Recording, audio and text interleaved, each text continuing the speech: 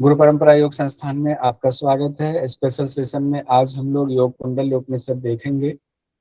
पहला योग उपनिषद सिलेबस के मुताबिक जो हमारा था श्वेता सतर उपनिषद, उसको हम लोगों ने कंप्लीट कर लिया हुआ है। आज हम योग कुंडल उपनिषद देखेंगे। इसमें भी मुख्य उपनिषद की तरह ही कौन सा उपनिषद किस वेद से जुड़ा हुआ है ये हमें याद रखना है। जिसमें हम लोगों ने देखा था का तो पहला और दूसरा दोनों कृष्ण यजुर्वेद से जुड़ा हुआ है। का कृष्ण यजुर्वेद से जुड़ा हुआ है। योग कुंडल उपनिषद किससे जुड़ा होगा? कृष्ण यजुर्वेद से जुड़ा है। योग कुंडल उपनिषद में 3 अध्याय है और कुल मंत्र संख्या 171 है। योग कुंडल उपनिषद 171 मंत्र संख्या है, 171, ये ध्यान रखेंगे। और इसमें गुरु शिष्य के बीच बातचीत है, संवाद है, लेकिन गौतम नाम करके शिष्य का नाम एक बार आया हुआ है कि हे गौतम सुनो, ऐसा। तो गौतम नाम से एक बार संबोधन हुआ है, लेकिन गुरु के नाम का जिक्र नहीं है। गौतम भी कौन है ये भी पूरा पता नहीं है। तो हो सकता है कृष्ण यजुर्वेद में जब डिटेल पढ़ेंगे तो वहाँ आइडिया लग जाए गौतम किन के लिए कहा जा रहा है। शायद वहाँ गुरु का भी पता लग जाए कौन है। तो अभी हम लोग बस इतना देखते हैं कि इस उपनिषद के अंतर्गत इतनी चीजें दी गई है। योग कुंडल उपनिषद में चित्त की चंचलता की बात सबसे पहले आई हुई है। चित्त चंचल क्यों रहता है इसका है, फिर उसके कारण बताए गए हैं। बहुत इंपॉर्टेंट है। यहाँ से आपको लगेगा जैसे हम हठ योग के ग्रंथ को थोड़ा सा दूसरे वे में पढ़ रहे हैं। हठ योग से पढ़ी मिली हुई चीजें हमें बहुत कुछ पढ़ना पड़ेगा यहाँ पर। तो अब सबसे पहला जो सवाल आता है वो है वासना अर्थात पूर्व के संस्कार और समीर। तो 2 कारण बताए, किसके? चित्त की चंचलता के 2 कारण बताए गए हैं। यहीं से आपका इंपॉर्टेंट शुरू हो जाता है। वासना और समीर, वासना और समीर, चित्त की चंचलता के 2 कारण, वासना और समीर। और दोनों में भी कहा गया है पहले प्राण पर विजय प्राप्त करना होगा। तो प्राण पर विजय प्राप्त करेंगे तो आपको वासना पर भी विजय प्राप्त हो जाएगी। तो प्राण पर कैसे विजय प्राप्त करेंगे? तो इसके 3 साधन बताए गए प्राण पर विजय प्राप्त करने के। कौन से 3 साधन बताए गए हैं? तयोरादो समीरस्य जयम कुर्यात् नरः सदा मिताहारश्च आसनम च शक्ति चालन तृतीयकः। ये 3 चीजें कही गई। ठीक है, कौन कौन सी 3 चीजें कही गई हैं? मिताहार, आसन और शक्ति चालन। ठीक है शिवरंजनी जी, तो दिक्कत 3 चीजें हो गई। प्राण पर विजय प्राप्त करने के लिए कितनी चीजें? 3 चीजें, मिताहार, आसन, शक्ति चालन। यहाँ से क्वेश्चन पूछा जाता है, ये इंपॉर्टेंट है, बहुत ही इंपॉर्टेंट है, ध्यान रखिए। मिताहार क्या है, आसन क्या है, शक्ति चालन क्या है, इसके बारे में क्या कहा गया है? अब इसको देखिए। मिताहार के बारे में कहा गया है, यहीं पर आया हुआ, हे गौतम। अब ये हे गौतम आ गया। अब हे गौतम तो कहा गया, लेकिन ये गौतम कौन है, गुरु कौन है, ये उपनिषद में डिटेल में नहीं दिया हुआ है। मिताहार की चर्चा सबसे पहले गुरु कह रहे हैं अपने शिष्य गौतम को। हो सकता है एग्जाम में बस इतना ही कोई क्वेश्चन पूछते कि शिष्य कौन है। सुस्निग्ध और मधुर भोजन करें, और वो भी कैसे? 1/4 हिस्सा खाली छोड़ते हुए। हठ प्रदीपिका हठ रत्नावली में है ना, चतुर्थांश विवर्जित शब्द कहा गया है। चतुर्थांश विवर्जित। अब एक लिख लीजिए, चतुर्थांश विवर्जित शब्द कहाँ कहाँ आया हुआ है? किस मुख्य उपनिषद में आया है? योग उपनिषद में। और किस किस हठ ग्रंथ में आया हुआ है? तो आइए, मिताहार हो गया सुस्निग्ध मधुर भोजन, 1/4 हिस्सा पेट का खाली छोड़ते हुए, फिर शिव के निमित्त या उनको अर्पित करते हुए भोजन करना मिताहार है। देव जी है, देव जी हाँ जी आप भी सर, मैं हूँ। आप भी कर लो इसको। ठीक है, कोशिश करो। ठीक है सर। बहुत बड़ी बात नहीं, हठ योग के ग्रंथ और फिर आपका योग उपनिषद वाला ठीक है सर, हो ठीक जाएगा। आसन का, आसन में 2 ही चीजें की गई कही गई है, एक पद्मासन और एक वज्रासन। 2 आसन है, पद्मासन वज्रासन। तो हो सकता आ जाए जिसमें लिखा हुआ मंत्र में आसनम द्विविधम प्रोक्तम पद्मम वज्रासनम तथा। तो 2 ही आसन है, पद्मासन वज्रासन। ठीक है, अब हम आते हैं शक्ति चालन। ये 3 जो साधन बताए गए हैं प्राण पर विजय प्राप्त करने के, तो शक्ति चालन उसी को कुंडलिनी चालन कहा गया है। बुद्धिमान साधक कुंडलिनी चालन क्रिया से कुंडलिनी शक्ति को नीचे से ऊपर दोनों भ्रिकुटियों के मध्य में ले जाता है। कुंडलिनी शक्ति चालन में क्या कहा है? कुंडलिनी को पहले जगा करके फिर उसको भूमध्य तक ले जाने की बात कही गई है। इसकी 2 विधि बताई गई है। शक्ति चालन की कितनी विधि बताई गई है? 2 विधि बताई गई है। कौन कौन सी 2 विधि है? एक सरस्वती चालन है दूसरा प्राण रोध है, प्राण संरोध या प्राण रोध, इसी को प्राणायाम भी कहा जाता है। कुंड शक्ति चालन कितनी विधि? 2 विधि, सरस्वती चालन और प्राण रोध। एकदम बढ़िया से इसको टेबल बनाइए अपना, अगर कोई अलग से नोट्स बना रहे हैं तो। ऊपर हम लोगों ने मिताहार में देख ही लिया है। आसन में देखते हैं, पद्मासन के बारे में। स्थिति वैसे ही कही गई है, दोनों पांव की जंघाओं को एक दूसरे के ऊपर तलवों को रखेंगे, सभी पापों को नाश करने वाला ये पद्मासन है। फिर वज्रासन के बारे में कहा गया, बाएं पैर की एड़ी को कंध स्थान से लगाएं, उसके ऊपर दाएं पांव की एड़ी को रखेंगे, गर्दन, सिर और शरीर को सीधा रखेंगे, वज्रासन कहा गया। तो ऐसा लगता है कि ये सिद्धासन से मिलता जुलता है, सिद्धासन वाली विधि बताई गई है, ध्यान रखें। अब जो 2 चीज उधर थे हम लोगों ने देखा था, एक सरस्वती चालन और एक प्राणायाम की चर्चा आई थी। तो सरस्वती चालन ये किसमें था? तीसरी विधि, कुंडलिनी शक्ति को चालन के लिए था, शक्ति चालन में था, सरस्वती चालन और प्राणायाम। ठीक है, ये किसमें था? ये शक्ति चालन, ये तीसरी विधि है, उसमें आया हुआ था शक्ति को चलाने के लिए। कौन कौन सी विधि है? पहली है सरस्वती चालन और दूसरी विधि है प्राणायाम। आइए हम लोग सरस्वती चालन के बारे में सबसे पहले देखते हैं। सरस्वती को अरुंधति भी कहते हैं, यहां से भी क्वेश्चन पूछा जा सकता है। सरस्वती को अरुंधति भी कहते हैं। सरस्वती का दूसरा नाम क्या है? अरुंधति है। क्लियर है शिवरंजनी जी? क्लियर? Yes sir. ठीक है, तो सरस्वती को अरुंधति भी कहते हैं। जिस समय इरा नाड़ी चल रही हो, इरा मतलब लेफ्ट नोस्ट्रल चल रहा हो, उस समय कहा गया दृढ़ता पूर्वक पद्मासन लगाएंगे, सरस्वती चालन करेंगे तो उससे कुंडलिनी जागृत हो जाएगी। ये बहुत इंपॉर्टेंट लाइन है, ये एग्जाम में कभी भी पूछा जा सकता है। क्यों इंपॉर्टेंट है? कि जिस समय इरा नाड़ी चल रही हो, लीजिए, उसी समय पद्मासन लगाएंगे और सरस्वती चालन करेंगे तो कुंडलिनी जाग जाएगी। नोट कर लीजिए, फटाक से नोट कर लीजिए। फिर कहा गया पद्मासन में बैठकर क्या करेंगे? तो बार बार रेचक पूरक करेंगे, बार बार रेचक पूरक करेंगे। इस दौरान नारी कंध स्थान को 12 अंगुल लंबे और 4 अंगुल चौड़े वस्त्र से लपेटेंगे। अंगुष्ठ और तर्जनी की मदद से बार बार रेचक और पूरक करेंगे। अंगुष्ठ और तर्जनी की बात कही, बार बार रेचक पूरक करेंगे। कैसे करेंगे ये नहीं बताया गया, रेचक पूरक करेंगे, रेचक पूरक करेंगे, बस इतना कहा गया। क्लियर है? आइए कंध स्थान को, लेकिन इस दौरान कहा गया कंध स्थान को, ये भी इंपॉर्टेंट है, 12 अंगुल लंबे 4 अंगुल चौड़े वस्त्र से लपेट कर। और क्या कहा गया है? निर्भय होकर कितनी देर तक करेंगे सरस्वती चालन? तो कहा गया 2 मुहूर्त तक करेंगे। कितनी देर तक? तो 2 मुहूर्त तक। सरस्वती चालन कितनी देर तक? 2 मुहूर्त तक, यानी 96 मिनट तक करेंगे। उसके बाद कहा गया सुषुम्ना नाड़ी में कुंडलिनी को ऊपर खींचेंगे। सुषुम्ना नाड़ी में कुंडलिनी को ऊपर खींचेंगे, तब कुंडलिनी ऊर्ध्वगामी हो जाती है। फिर प्राण सुषुम्ना में प्रवेश कर जाती है। फिर क्या होता है? प्राण सुषुम्ना में प्रवेश कर जाती है। इस दौरान एक शब्द और आया हुआ है, शब्द गर्भा सरस्वती चालन। तो इसी के लिए शब्द गर्भा सरस्वती चालन शब्द का भी इस्तेमाल किया गया है।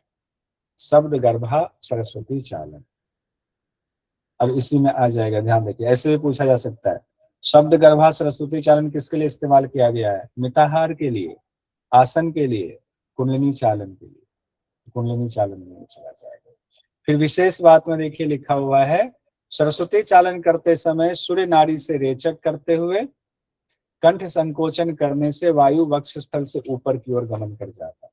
एक नई बात फिर से यहाँ पर आ गई हुई है, सूर्य नाड़ी से रेचक करते हुए कंठ संकोचन करने से वायु जो है वक्ष स्थल से ऊपर की ओर गमन कर जाती है। एक एक चीज से क्वेश्चन पूछा जा सकता है। अब यहाँ पर लाभ क्या दिया गया है सरस्वती चालन का? योगी सभी प्रकार के रोगों से मुक्त हो जाता है। गुल्म, जलोदर, प्लीहा, पेट के रोग निश्चित ही खत्म हो जाए। गुल्म, जलोदर, प्लीहा, पेट के रोग निश्चित ही खत्म हो जाते हैं। क्या होता है? गुल्म रोग, जलोदर रोग, प्लीहा रोग, पेट के रोग निश्चित ही खत्म हो जाता है। ठीक है, ये ध्यान रखिए, ये इंपॉर्टेंट है, ये पूछा जा सकता है। सरस्वती चालन के लाभ क्या है, अलग से स्पेशल मार्क कीजिए और इसको लिखिए। अब देखिए क्वेश्चन पूछा गया, हालांकि ये रद्द हो गया। योग कुंडली उपनिषद के अनुसार प्राण पर नियंत्रण करने के लिए कौन से योगाभ्यास है? प्राण पर नियंत्रण योग कुंडली उपनिषद दिया हुआ है। तो मिताहार, आसन, शक्ति चालन। मिताहार निर्विषणीकरण अभ्यास, महामुद्रा, महाबंध, महावेद, महामुद्रा, प्राणायाम। नहीं है ना कोई? एक यही वाला उत्तर, मिताहार, आसन और शक्ति चालन। इसको तो रट जाइए एकदम, ये यहाँ से क्वेश्चन पूछा जाएगा। अब दूसरी बात कौन सी आ रही है? प्राणायाम। ये दूसरी किसके लिए है? प्राणायाम किसके लिए है? तो शक्ति चालन के लिए, जो शक्ति चालन की बात आई हुई। तीसरी, तीन चीजें हैं प्राण पर विजय प्राप्त करने, कौन कौन से बताइए एक बार, कौन कौन से तीन चीजें कही गई हैं प्राण पर विजय प्राप्त करने के लिए? आसन, मिताहार और शक्ति चालन। शक्ति चालन। आसन और शक्ति चालन। MAS मास, मिताहार, आसन, शक्ति चालन। शक्ति चालन में भी दो चीजें हो गई, क्या हो गया? सरस्वती चालन और प्राणायाम SSP हो गए, ठीक है। शक्ति चालन और प्राणायाम। आइए अब हम लोग इसको, प्राणायाम का अभ्यास है, इसको देखते हैं। ये इस तरह से टेबल बना लीजिएगा, इस तरह से। कोई माइक बंद कीजिए, किनका है? अब हम लोग प्राणायाम के अभ्यास के बारे में देखते हैं। अभी आता हूँ आपके पास। शरीर में संचरण करने वाली वायु को प्राण कहा जाता है। प्राण की व्याख्या की गई है, शरीर में वायु संचरण कर रही है, उसे स्थिर किया जाता है, तब वह कुंभक कहला जाता है। जब प्राण को हम स्थिर करते हैं, कुंभक हुआ। कुंभक दो प्रकार का होता है, सहित कुंभक, केवल कुंभक। अब यहाँ से भी आता है प्राणायाम में, दो प्रकार के कुंभक कौन से हैं? सहित कुंभक और केवल कुंभक। सहित कुंभक का अभ्यास तब तक करते रहना चाहिए जब तक कि केवल कुंभक की सिद्धि नहीं हो जाती। अब यहाँ पर सहित कुंभक क्यों करना है? तो केवल कुंभक की सिद्धि के लिए करना है। तो सहित कुंभक करते कैसे हैं? तो सहित कुंभक के 4 भेद बताए गए। यहाँ से क्वेश्चन पूछा जाता है, बहुत इंपॉर्टेंट। सहित कुंभक के कितने भेद? 4 भेद बताए गए। कौन कौन से? सूर्य, उज्जयी, शीतली, भस्त्री, चैव, चतुर्थिका, भेदे रैव समम कुंभो यह स्यात् सहित कुंभका है। सूर्य, उज्जयी, शीतली, भस्त्री, चैव, चतुर्थिका। तो यहाँ क्या हुआ? सूर्य भेदी, उज्जयी, शीतली और भस्त्रिका, यही 4 हुआ। सूर्य भेदी, उज्जयी, शीतली, भस्त्रिका, ये 4 कुंभक के भेद सहित कुंभक कहलाते हैं, 4 कहलाते हैं। इसको एकदम नोट कर जाइए, ये नहीं भूलना चाहिए, किसी भी हालत में नहीं भूलना चाहिए। कौन कौन से हैं? एक बार माइक खोल के बोलिए तो। अब माइक खोल के बोलिए।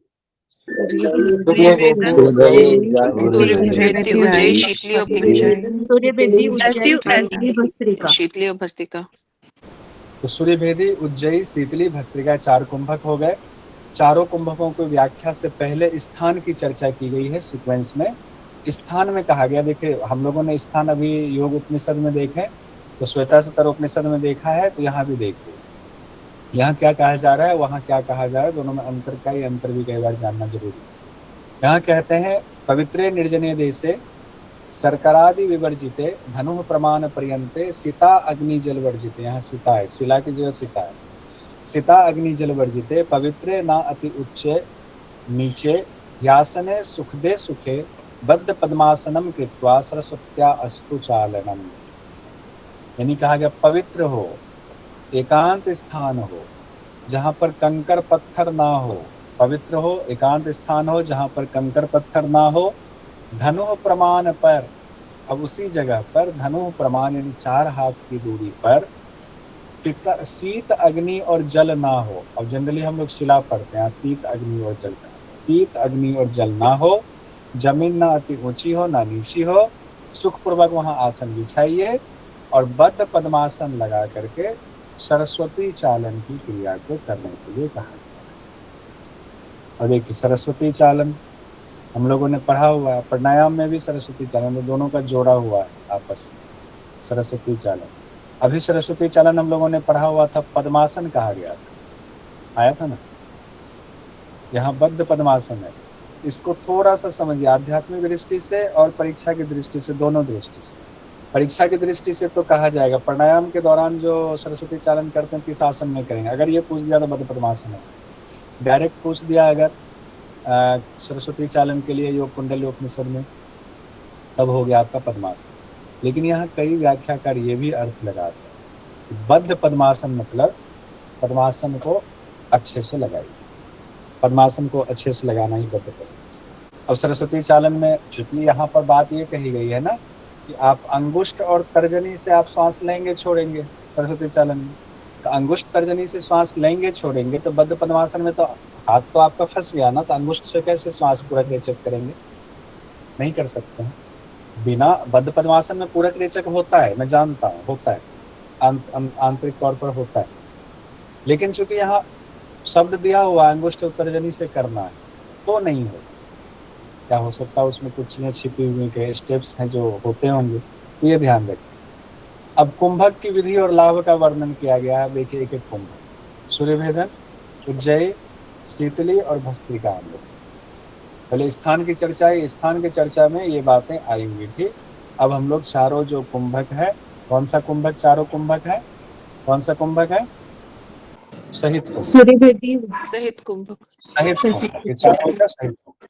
सूर्यभेदी, उज्जयी, शीतली, भस्त्रिका। सूर्यभेदी, उज्जयी, शीतली, भस्त्रिका विधि कहा गया। दाहिने नाक से धीरे धीरे वायु भरे, यथाशक्ति पूरक करने के बाद इरा से रेचक कर दो। बहुत सिंपल है, करते भी इन सब लोग तो रुकने की जरूरत नहीं है। उज्जयी में कहा गया दोनों नासिका से वायु इस तरह खींचे कि श्वास से ध्वनि होती रहे, हृदय एवं कंठ तक वायु वायु को भरेंगे, कुंभक करे, फिर इरा से रेचक कर दो। उज्जयी में इरा से रेचक, इसमें भी इरा से रेचक, इसमें भी इरा से रेचक। कहाँ तक वायु भरे, हृदय और कंठ तक वायु को भरना है, कुंभक करना, इरा से रेचक कर देना। फिर शीतली कुंभक की चर्चा आई हुई है। शीतली कुंभक तीसरा वाला, शीतली में कहा गया जिह्वा के द्वारा वायु को खींच करके कुंभक करें। जिह्वा के द्वारा वायु को खींचेंगे, कुंभक करेंगे, नासिका से वायु को रेचक करेंगे, नासिका से रेचक करेंगे। ठीक है, नासिका से रेचक करेंगे। इसमें ये नहीं कहा गया किससे, तो सिंपल है, जिह्वा से लेकर दोनों नासिका से रेचक होगा। भस्त्रिका में हम लोग आते हैं। भस्त्रिका के बारे में क्या कहा गया हुआ है, पहले नासिका से वायु बाहर निकाले, पहले रेचक की बात आई है, फिर तेजी से खींचे, फिर वेग पूर्वक लोहार की धौकनी की तरफ बार बार पूरक रेचक कीजिए, बार बार लोहार की धौकनी की तरफ कीजिए। ये हो गया चारों कुंभक हम लोगों ने देख लिया। अब लाभ को हमने अलग से लिखा हुआ है चारों का। सूर्यभेदन के लाभ क्या है, वात दोष, कृमि दोष नष्ट होता है। दो ही चीजें, वात दोष और कृमि दोष, ये नष्ट होता है, दो चीजें। वात दोष, कृमि दोष नष्ट होता है, वात दोष, कृमि दोष नष्ट होता है, ये दो बात आई। उज्जयी के फल में क्या कहा गया, सिर की गर्मी। हाँ शिवरंजनी जी बताइए, कृमि दोष क्या होता है, ये सर ये कृमि दोष का मतलब क्या होता है? मैंने पहले तो बोला, आप कृमि दोष पूछोगे क्या होता है, मैंने अभी पेट बोला आपको। में कुछ कीड़े पड़ते हैं, आई थिंक वही होता है। वॉर्म ठीक है, वॉर्म्स होते कृमि हैं ना। पेट में वर्म हो जाता है ना, पेट में भी तो कीड़े होते हैं, पेट में तो कीड़े होते हैं ना, अच्छा गुड और बैड भी होता है। तो कृमि दोष होता है ना, पेट में कीड़े हो जाते हैं, बच्चों के खास करके होता है, तो उनको दवाई दी जाती है पेट के कीड़ा मारने के लिए, स्कूलों में भी दिया जाता है, सरकारी स्कूलों में भी दिया जाता है, हम लोग भी देते क्या, एल्बेंडाजोल सर, एल्बेंडाजोल। हाँ एल्बेंडाजोल, एल्बेंडाजोल जो एल्बेंडाजोल, बच्चों को दी जाती है। हाँ वही वाला है, कृमि दोष के लिए दिया जाता है बच्चों को, इसी दोस्त को। अब यहाँ पर सूर्यभेदी, बच्चे तो सूर्यभेदी करेंगे नहीं, तो उनको दवाई लेना है, हम सूर्यभेदी कर लें, या नीम का जूस पिए खूब जम के, करेला खूब जो है जूस पीजिए। आइए, उसके बाद है उज्जयी। तो इसमें दो ही बात कही गई सूर्यभेदी में, वात दोष, कृमि दोष। उज्जयी में कहा गया सिर की गर्मी। अब यहाँ जो है ना चीजें अलग अलग कही गई, सिर की गर्मी दूर होती है, कहीं पर ये बात नहीं आई हुई उज्जयी में, तो ये सब इंपॉर्टेंट हो जाएगा। गले का कफ दोष दूर होता है, ये तो कॉमन है। जठराग्नि बढ़ती है, नारी जलोदर धातु दोष दूर होता है, धातु रोग दूर होता है, ये तो पूछा है, भी कॉमन है, नारी जलोदर धातु रोग दूर होता है, उज्जयी से कॉमन है।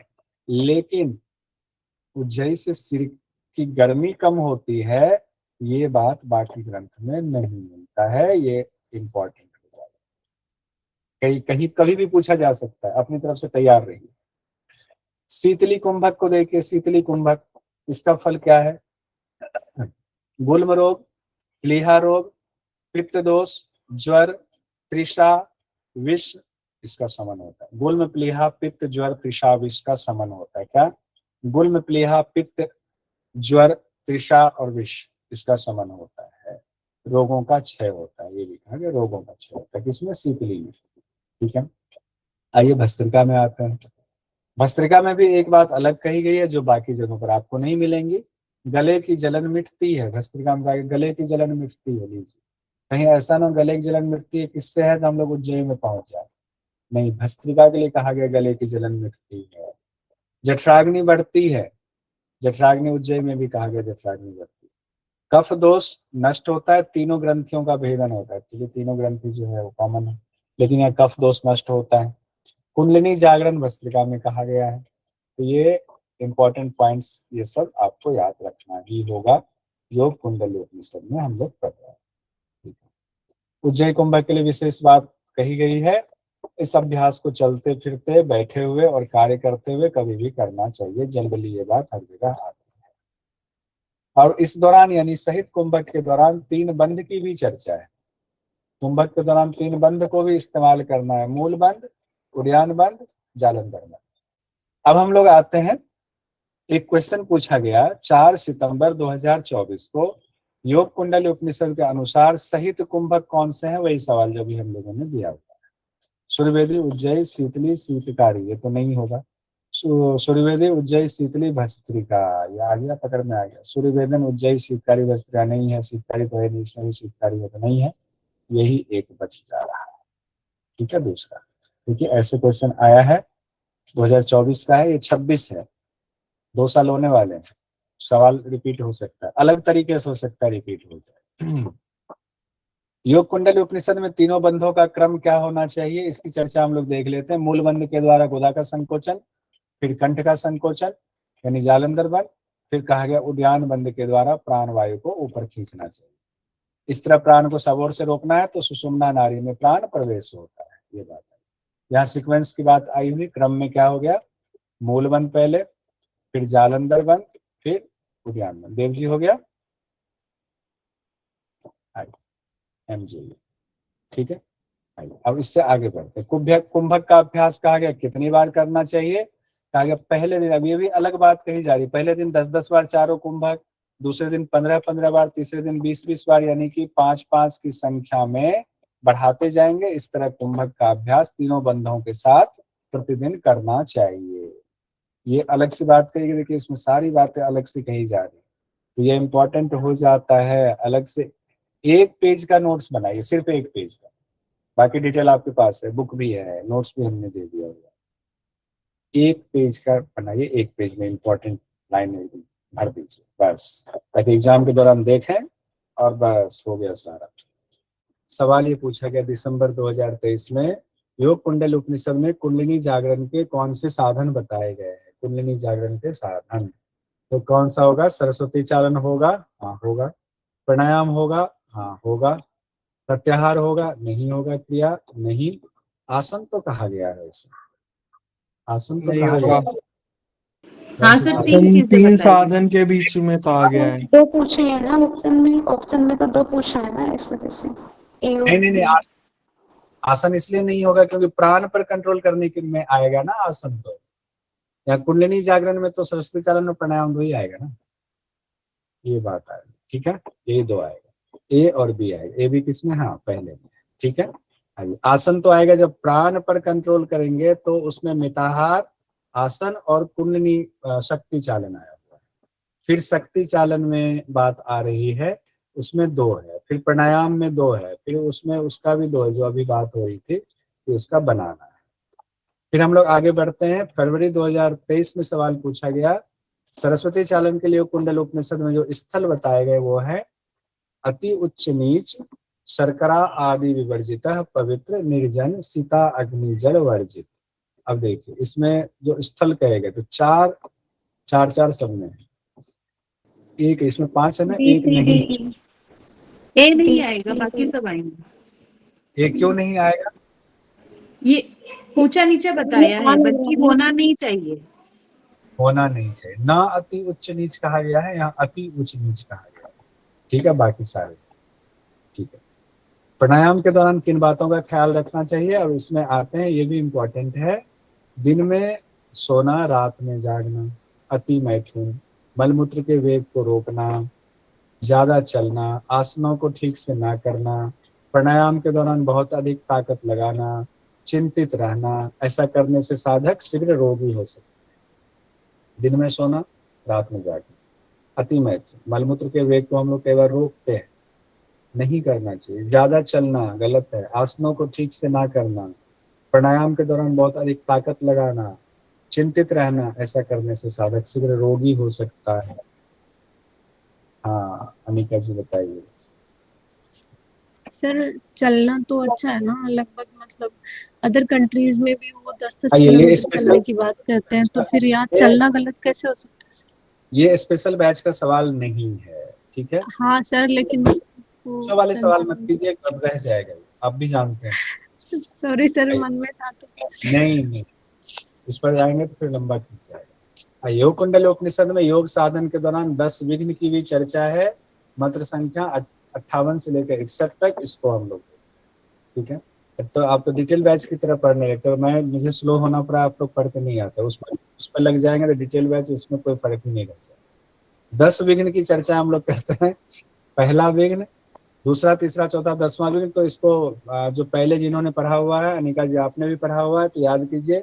मुझे योग से रोग हो गया, पहला विघ्न ऐसे ही मन में आता है, मुझे तो योग से रोग हो गया, अब नहीं करेंगे, अभ्यास बंद करो, करो, हटाओ हटाओ हटाओ। बहुत सारे लोग मिलते हैं ऐसे, आप गए होंगे कराने और कराते हैं कि पहले दिन किसी को थोड़ा दर्द हो गया होगा, अरे बाप रे दर्द हो गया, नहीं करेंगे नहीं करेंगे नहीं करेंगे, छोड़ दो। दूसरा हो गया देव जी हंस रहे हैं, दूसरा विघ्न हो गया साधन पर संशय। जैसे योग से रोग हुआ तो वो जिस साधन को अपनाया उसी साधन पर संशय हो गया, अरे बाबा ये तो गलत हो गया, ये तो गलत साधन है। तो आप फिर अपने धुन में फिर रम गया, छोड़ो छोले पूरी खाओ, रहने दो, प्रमत्तता की स्थिति आ गई, अपने धुन में हो गए, तो साधन के प्रति जो है मन फेर लिया, अपने छोले पूरी मंगाओ खाओ कृष्णा नगर से। कृष्णा नगर में छोले पूरी वाला बहुत मशहूर है, पता नहीं कहाँ से लोग उसके छोले पूरी ले जाते हैं, जहाँ जितने इधर के व्यापारी समाज हैं तकरीबन सब उनके यहाँ जाते हैं। मतलब आप भी वहाँ मंडली लगाते हो? अब मैं एक बार गया हूँ बस, तो एक बार गया हूँ, कभी बुलाया तो है नहीं, जाओ चाहे कितनी बार। जिनके घर गए सब कहते हैं हाँ वहां से छोले पूरी, वहां से छोले पूरी। सर वहां कभी खाए हो छोले पूरी? अरे बहुत बढ़िया, खाइए।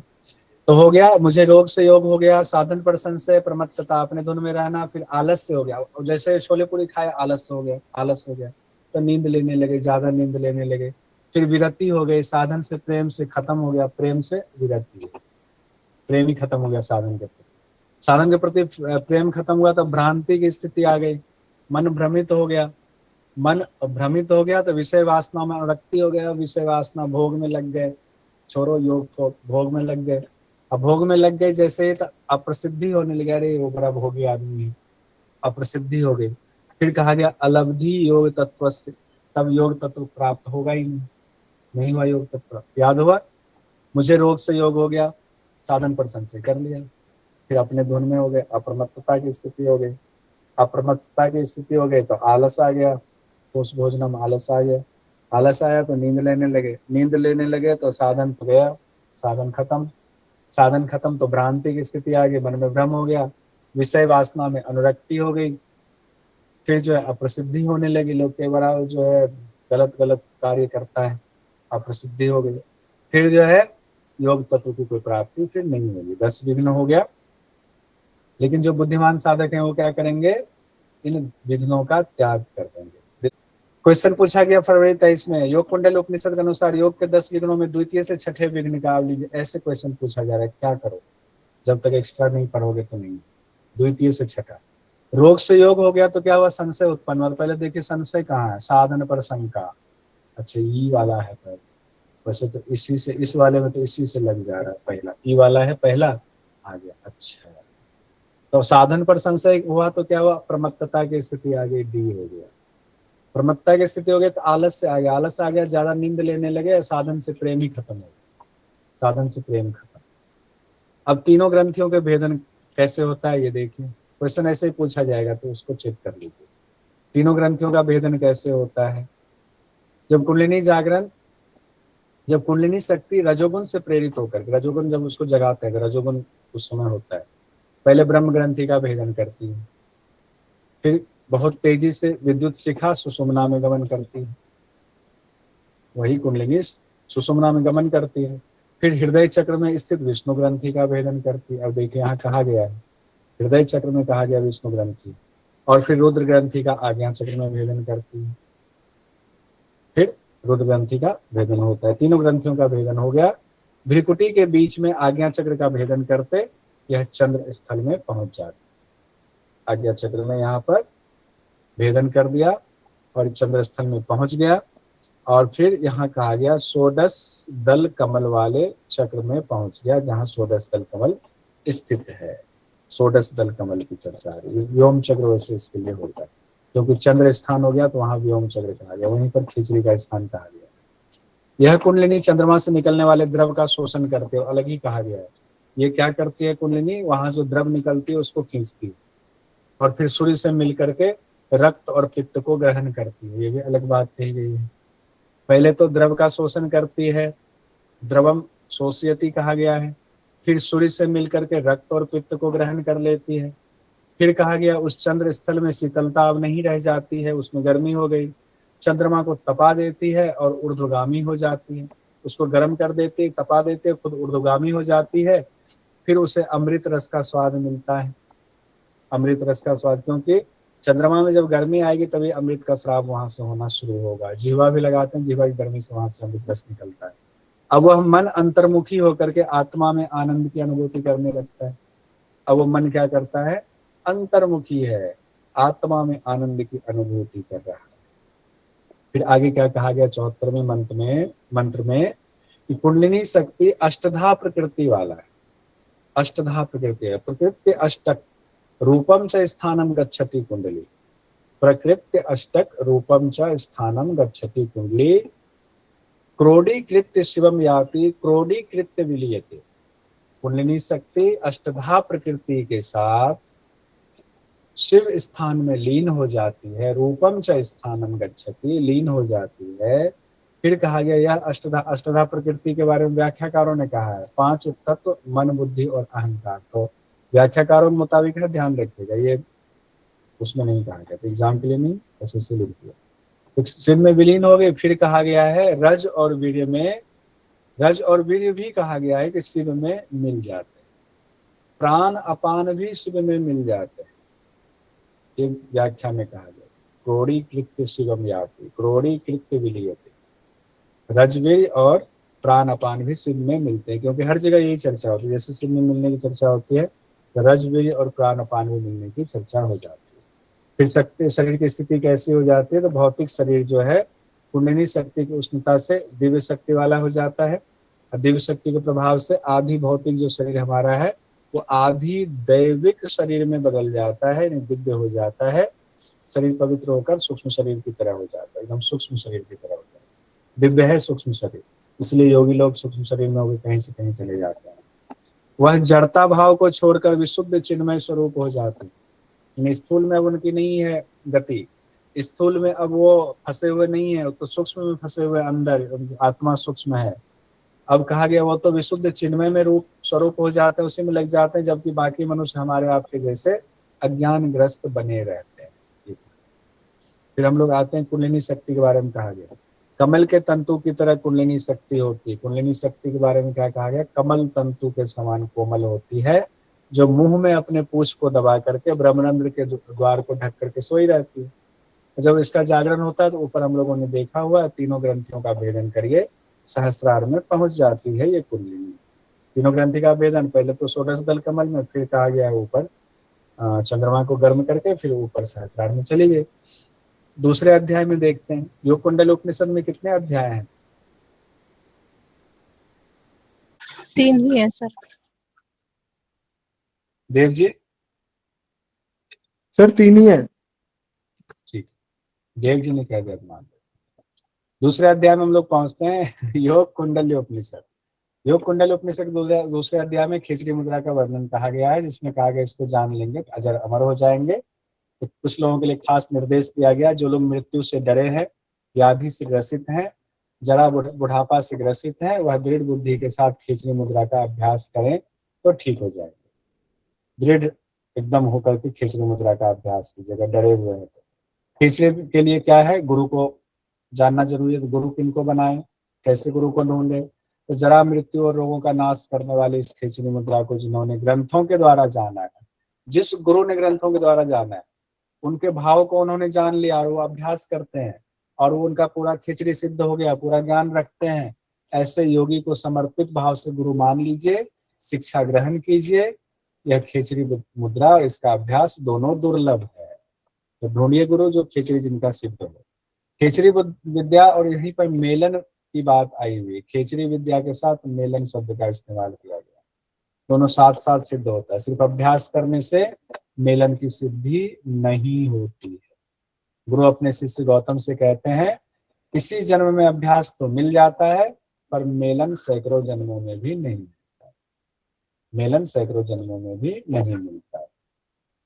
ठीक है, आगे बढ़ते हैं। मेलन की चर्चा आई हुई है, तो मेलन कैसे सिद्ध होता है इसको लेकर के हो सकता है बहुत डिटेल नहीं है, तो थोड़ा बहुत कहीं 19-20 हो सकता है, दो अलग अलग प्रकाशन हाउस की किताबों में, लेकिन फिर भी जितना हमने मंत्र सह लिखने की कोशिश की है परीक्षा के लिए, जब साधक गुरुमुख से मेलन मंत्र को ग्रहण करता है और शास्त्र की परंपरा के हिसाब से साधना करता है, तब सिद्धि मिलती। गुरुमुख से ही मेलन मंत्र भी लेना है, शास्त्रोक्त विधि से साधना करना है, सिद्धि मिलेगी। तो शास्त्र की महत्ता भी बताएगी, लेकिन शास्त्र को समझना भी तो गुरु के द्वारा ही। मंत्र में कहा गया है कि शास्त्र के बिना गुरु का ज्ञान, गुरु भी ज्ञान नहीं दे सकते, यानी गुरु के लिए भी शास्त्र की जरूरत है, लेकिन शास्त्र का ज्ञान भी गुरु के बिना नहीं होगा और गुरु ज्ञान भी शास्त्र के बिना नहीं देंगे, दोनों बातें हैं।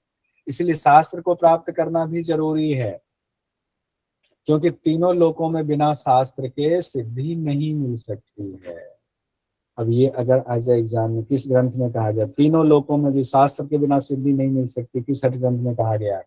फिर गुरु के बारे में कहा गया है, शास्त्र का ज्ञान देने वाले और मेलन अभ्यास कराने वाले गुरु भगवान के समान होते। लीजिए, दोनों बातें परस्पर हो गया, परस्पर संबंध हो गया। इसीलिए उस गुरु का शिव मान करके उनका आश्रय लेना चाहिए। फिर मेलन के प्रभाव से आसमान में उड़ने की शक्ति, खेचरी शक्ति आ जाती है मेलन के प्रभाव से। क्योंकि खेचरी, आप कहेंगे मेलन के प्रभाव से क्या होगा, तो खेचरी शक्ति आ जाएगी। तो खेचरी के दौरान ही मेलन की बात आई हुई है, तो वो उसका उल्टा करके याद करना चाहिए। खेचरी का बीज मंत्र बताया गया है, कहा गया प्रतिदिन 12 बार इसका मंत्र जाप कीजिए, और फल कहा गया है फिर देह में स्थित माया का स्वप्न में भी प्रभाव नहीं पड़ेगा। अभी हम लोग माया के चक्र में है, उसका प्रभाव नहीं पड़ेगा। अगर नियम पूर्वक 5 लाख बार आपने जाप कर लिया, उसकी खेचरी समझिए खुद ब खुद सिद्ध हो जाएगी, खेचरी स्वयं में भी सिद्ध हो जाएगी। फिर उसके बाद फल की चर्चा हो रही है, यहाँ फिर से फल, तीसरी बार फल की चर्चा। जीवन के सभी विघ्न समाप्त हो जाएंगे, देवता भी प्रसन्न होंगे, वलित पलित रोग भी नष्ट हो जाएंगे। तो खेचरी के साथ मेलन के साथ यहाँ पर बात आ गई हुई है। खेचरी की तैयारी में जबरदस्त बात कही गई है। देखिए, बाकी ग्रंथों में जनरली देखने को नहीं मिलेगा। तालु मूल को 7 दिन तक घिसने की बात कही गई। तालु मूल को 7 दिन तक घिसेंगे, इससे तालु मूल का मैल दूर होगा। फिर सुनुही पत्र के समान तेज धार वाले स्निग्ध और निर्मल चीज से जिह्वा मूल को काटेंगे, रोम बनावर काटेंगे। फिर हरर और सेंधा नमक का चूर्ण लगाएंगे। क्या लगाएंगे? हरर और सेंधा नमक का चूर्ण कटे स्थान पर लगाएंगे, और 7 दिन बाद फिर से रोम मात्र काटेंगे। 7 दिन बाद क्या करेंगे? फिर से रोम मात्र काटेंगे। 6 महीने में जिह्वा शिराबंध हट जाता है। जिह्वा का जो शिराबंध है 6 महीने में हट जाता है। चीजें क्लियर है, क्योंकि पहले भी पढ़े हुए हैं इसमें, तो ये चीजें कोई ऐसा नहीं बस 7 दिनों तक तालु मूल घिसने की बात आई हुई है, वो अलग है, तो उसको बस देख लीजिए। फिर दोहन क्रिया की चर्चा आई हुई। दोहन क्रिया में अद्भुत बात कही गई है। जिह्वा के आगे वाले हिस्से में वस्त्र लपेट करके खींचना। अभ्यास करने मत लग जाइएगा तो गड़बड़ हो जाएगा। किसमें कहा गया जिह्वा का अगले भाग में वस्त्र लपेट कर खींचना है? तो योग कुंडली उपनिषद में कहा गया। अब कब तक करना है? जब तक वो जिह्वा खींच खींच के आप यहाँ तक ना ले आए, भूमध्य तक ना ले आए, तब तक अभ्यास करना है। उसके बाद भी अभ्यास छोड़ना नहीं। फिर और अभ्यास करेंगे तो कान तक जिह्वा आ जाएगी। कान को भी ऐसे जिह्वा से टच कर सकते, ऐसे उठाएंगे जिह्वा, ऐसे कान तक टच कर दिया, छोड़ दिया। 3 साल अगर आपने अभ्यास कर लिया तो जिह्वा जो है बाल तक टच हो जाएगा। बाल तक है, उठा करके ले आए, बाल टच हो।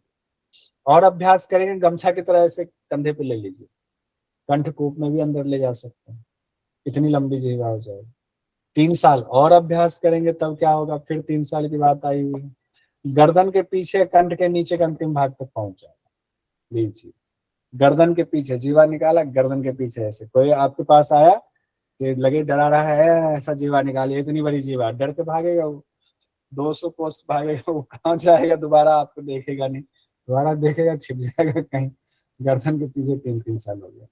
इस तरह जिह्वा ब्रह्मरंध्र तक पहुंचकर उसे ढक लेती है, इसमें कोई संशय नहीं। ठीक है, तो ये एकमात्र ऐसा ग्रंथ है जहां जिह्वा इतनी ज्यादा लंबी करने की बात आई है कि जो एकदम तौलिया भी उसके सामने छोटा पड़ जाए। जब जिह्वा लंबी हो जाए तब क्या करना है? अब देखिए, यहाँ कहा गया बीज मंत्र से करन्यास कीजिए, षडंग न्यास कीजिए, सिद्धि मिल जाएगी। बीज मंत्र से 2 शब्द आया हुआ है, करन्यास और षडंग न्यास आया हुआ है। करन्यास हाथ वाला होता है, पंडित जी लोग करते हैं पूजा के दौरान। षडंग मतलब 6 जगह पर शरीर का न्यास होता है, वो भी करते हैं बीज मंत्र से। फिर बात आ रही है 3 साल और अभ्यास करेंगे तब क्या होगा, जीवा ब्रह्म द्वार में पहुंच जाते हैं। तो जीवा लंबा किया था, 3 साल 6 साल उधर बताया गया था। फिर 3 साल और अभ्यास करेंगे तो ब्रह्म द्वार में मंथन करने लग जाएंगे। ब्रह्म द्वार में जीवा पहुंच गए, वहां जाकर के मंथन कीजिए जीवा के द्वारा ब्रह्म द्वार का। फिर कही गई, लेकिन जिन्होंने खेचरी मंत्र को सिद्ध कर लिया है, बिना मंथन के ही खेचरी सिद्ध कर लेता है। खेचरी मंत्र सिद्ध, बिना मंथन के ही खेचरी सिद्ध कर लेता है। जप और मंथन दोनों साथ साथ करने से जल्दी लाभ। क्या जप और मंथन अगर साथ साथ करेंगे तो जल्दी लाभ मिलेगा। मंथन कैसे करेंगे इसकी भी अलग विधि बताई हुई है, ये भी इंपॉर्टेंट हो जाता है, सब कुछ इंपॉर्टेंट ही है। मंथन के लिए लोहा, चांदी या स्वर्ण की श्लाका कहा गया है। श्लाका मतलब होता है ऐसा नुकीला सामान होता है। क्या जी, लोहा, चांदी या स्वर्ण कहा गया है। लोहा, चांदी या सोने का श्लाका लेंगे और उसके लिए कहा गया है एक सिरे पर दुग्ध लगा हुआ तंतु यानी धागा बांधेंगे। उसके एक सिरे पर दूध लगा हुआ धागा बांधेंगे, तंतु बांधेंगे। फिर उसको नाक में डालेंगे, सुखासन में बैठेंगे, प्राण को हृदय में निरुद्ध करेंगे। डालने मत लग जाइएगा, नाक का छेदन हो जाएगा। नाक में डालेंगे, सुखासन में बैठेंगे, प्राण को हृदय में निरोध करेंगे। दृष्टि भूमध्य पर रखेंगे। दृष्टि कहाँ रखेंगे, भूमध्य पर रखेंगे, भूमध्य दृष्टि होगी। उसी श्लाका से मंथन करेंगे, लेकिन निर्देश दिया गया है, इसमें कहा गया 6 महीने तक मंथन से इसका प्रभाव दिखाई देता है, 1 दिन से नहीं 6 महीने तक। लेकिन और भी है, उस समय साधक की स्थिति यहाँ ये इंपॉर्टेंट है, सोते हुए बालक की तरह हो जाती है साधक की स्थिति। सोते हुए बालक के कितना सुंदर सा लगता है। सावधानी कहा गया है, जो ये श्लाका से मंथन करना है महीने में 1 बार ही करना है, यानी कि रोज करना शुरू कर दिया। 6 महीने जरूर कहा गया है, लेकिन 1 महीने तक में 1 बार करना है। नित्य ना करें। जिह्वा को बार बार ब्रह्म में में प्रवेश करवाना है, बाकी क्रिया करते रहिए, लेकिन महीने में 1 बार करना है। क्या, मंथन की क्रिया। 12 वर्ष तक जब आप अभ्यास करेंगे तब सिद्धि प्राप्त होगी, 12 वर्ष तक। और अभ्यास के बाद क्या हो जाएगा, अपने ही अंदर पूरे ब्रह्मांड का दर्शन हो जाएगा। तो 2 बातें हो गई, एक तो हो गया कि अपने ही अंदर पूरे ब्रह्मांड का दर्शन, फिर कहा गया सोते हुए बालक से उसकी स्थिति हो जाती है, ये भी बात है, सोते हुए बालक से मंथन के लिए। ठीक है। अच्छा, षटकर्म अष्टकर्म की चर्चा कितने हठ ग्रंथों में है? 3 में है सर। आठ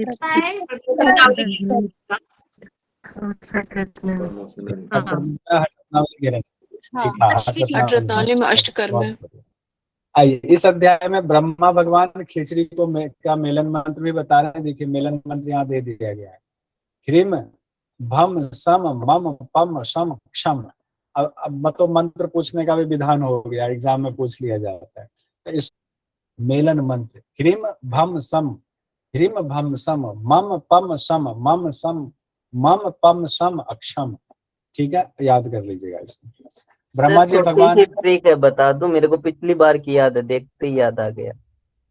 बताइए। ठीक है भैया सब, मम्मी पापा सब, लास्ट में ये लगा। तो है भैया सब, मम्मी पापा सब, मतलब कहीं रहते हैं भैया तो ये विचार कर लो, है भैया सब, मम्मी पापा सब। भैया पूछ रहे मम्मी हैं पापा सब छे। तेरे पास है मतलब सब कुछ है, तो बोल दो है भैया सब कुछ, मम्मी पापा सब, लास्ट में वो लगा दो, बात खत्म। ठीक, बढ़िया है। सबका मिलन हो जाएगा तो सबका मिलन हो गया घर में, तो मेलन मंत्र हो गया। तो है भैया सब, मम्मी पापा सब। चलिए, तो अच्छा, एक लास्ट में वो देख लीजिएगा। हाँ ठीक है, बढ़िया बात है।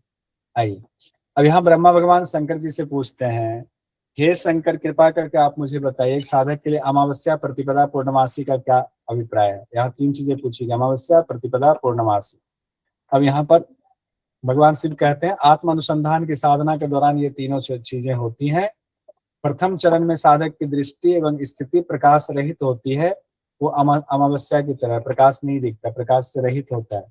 द्वितीय अवस्था जब वो और अभ्यास करता है तो प्रतिपदा की स्थिति होती है, थोड़ी थोड़ी उसको अल्प प्रकाश दिखाई देने लगती है, थोड़ी सफलता मिलती है। तृतीय चरण में पूर्णिमा पूर्ण प्रकाश हो जाता है, यही कल्याण की स्थिति। प्रकाश रहित, अल्प प्रकाश और पूर्ण प्रकाश हो गया। कल्याण की स्थिति तक कैसे पहुंचेंगे फिर ये बताइए। तो जैसे दूध से घी निकलता वैसे ही कीजिए, मन से बिंदु प्रकट होता है। अब ये हो गया इंपॉर्टेंट, मन से बिंदु प्रकट होता है। बिंदु कैसे प्रकट होता है? मन से प्रकट होता है। किसमें कहा है? योग कुंडली उपनिषद में। जो भी बंधन है वो मन में है, बिंदु में नहीं है। बंधन मन में है, बिंदु में नहीं है।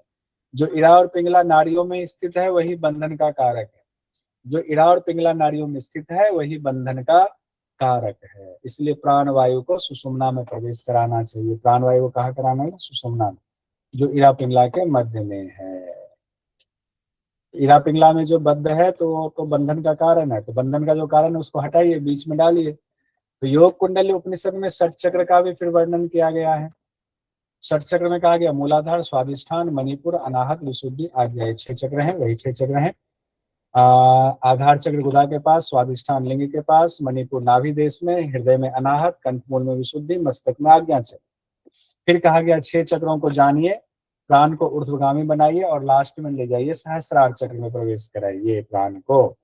और उसी दौरान फिर कहा गया है शरीर में वाणी परारूप में अंकुरित होती है। ये भी इंपॉर्टेंट है, वाणी वाला परापश्यंती वाला, यहाँ से पूछा जा सकता है। ये सीक्वेंस में क्रम पूछा जाता है।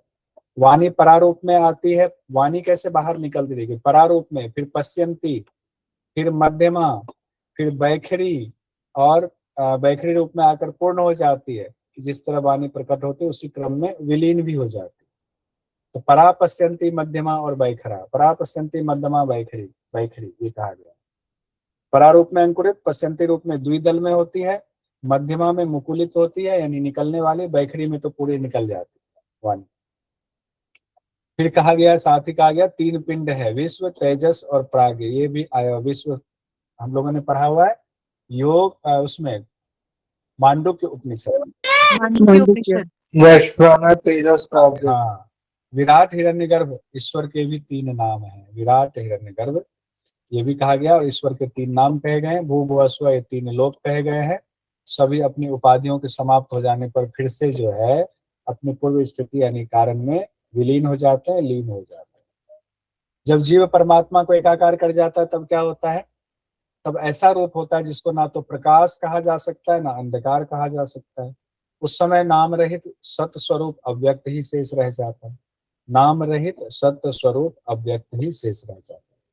मनुष्य जागृत एवं स्वप्न अवस्था में तो मैं ही करता हूँ इस तरह व्यवहार करता है, यानी जागृत स्वप्न में तो होता है ना, इसमें तो 2 अवस्था में हमारा होता है। एक में तो पूरी तरह जागृत है यानी पूरी तरह क्रियाशील है, दूसरे में क्रियाशील नहीं है, मानसिक रूप से क्रियाशील है, इसी को स्वप्न अवस्था कहता है। व्यवहार करता है, लेकिन सुसुप्ति अवस्था में कहा गया है कि मेरी क्या गति होती है ये चिंतन करता है कि मैं आत्मस्वरूप हूँ, मेरी क्या गति होती है। यानी कि उस अवस्था में जाकर के अब वो बाहर उनकी इंद्रियां नहीं जाती हैं सुसुप्ति अवस्था में। और चतुर्थ अवस्था आत्म तत्व के प्रभाव से जब उनका अज्ञान नष्ट हो जाता है, अज्ञान पूरी तरह से खत्म हो गया, तब वो जीवन मुक्त साधक अंतिम समय में विदेह मुक्त हो जाता है। कैसे विदेह मुक्त होता है? जिस प्रकार वायु आकाश में स्पंदन रहित होकर के प्रवेश करती है, स्पंदन रही, कोई हलचल नहीं, आकाश में प्रवेश कर रही ना वायु, चल रही।